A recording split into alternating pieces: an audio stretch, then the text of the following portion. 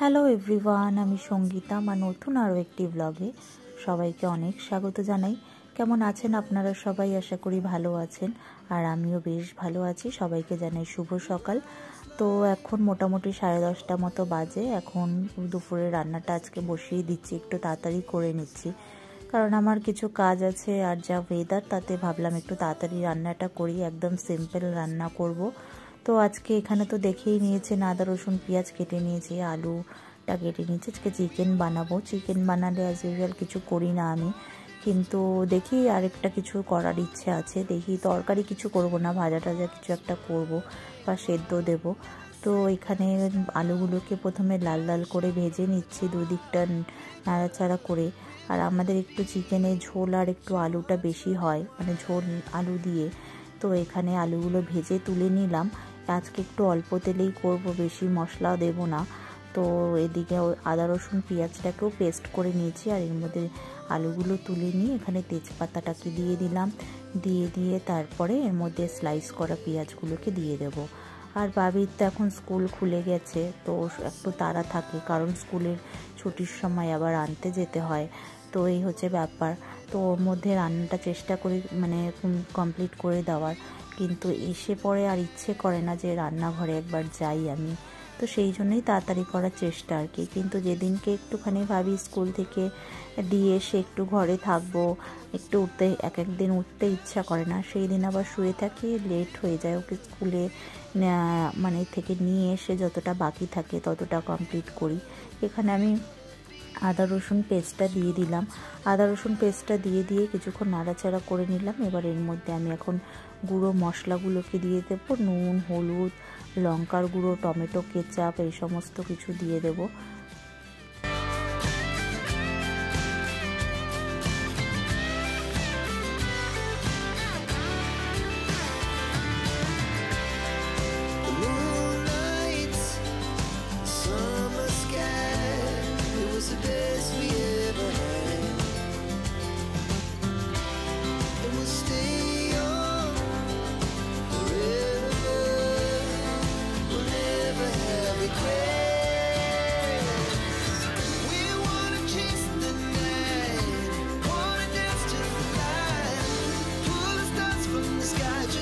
মশলাগুলো দিয়ে ভালো করে আদা রসুন পেঁয়াজটাকে ভালো করে কষিয়ে নিয়েছি, আর তেলটাও এদিকে আলাদাভাবে ছেড়ে দিয়েছে একদম।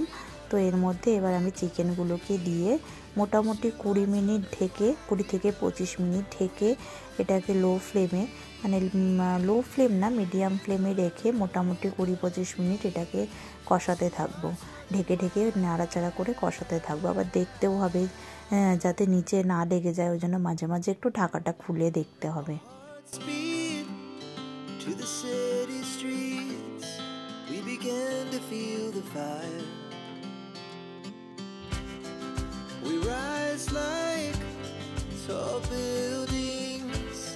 As the chemicals, they take us higher. The night's young, and it's just begun.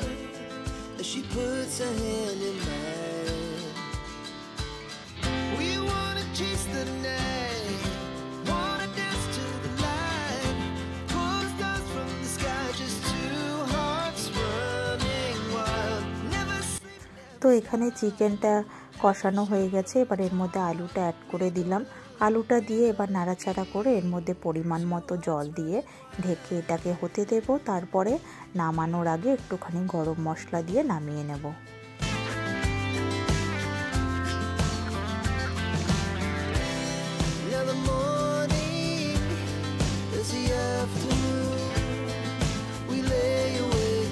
তো এদিকে চিকেন রান্নাটা একদম হয়ে গেছে। আর এদিকে আমি একটুখানি ভাবলাম উচ্ছে আলু সেদ্ধ করে নিই। তো উচ্ছে আলু সেদ্ধ আর একটু লাল শাক ভাজা করে নিয়েছিলাম, আর ওইদিকে শসা একটু লেবু কেটে নিয়েছিলাম। তো দুপুরের লাঞ্চের টাইম হয়ে গেছে, আর এদিকে খাবারটাও রেডি করে দিয়েছি। ভাত, শসা, একটু লেবু মাংসর সঙ্গে খাওয়ার জন্য, আর এদিকে উচ্ছে আলু সেদ্ধ আর শাক ভাজা। এটা অর্পণের জন্য প্লেটটা রেডি করে দিয়েছি, আমি একটু পরে খাবো। তো আমি ব্রেকফাস্টটা অনেক আজকে লেট করে করেছিলাম, তো সেই কারণে পেটটা একটু ভর্তিই আছে। আর এদিকে এটা বাবির প্লেট। তো ওদেরকে খেতে দিয়ে দিই, আমি একটু পরে খাবো।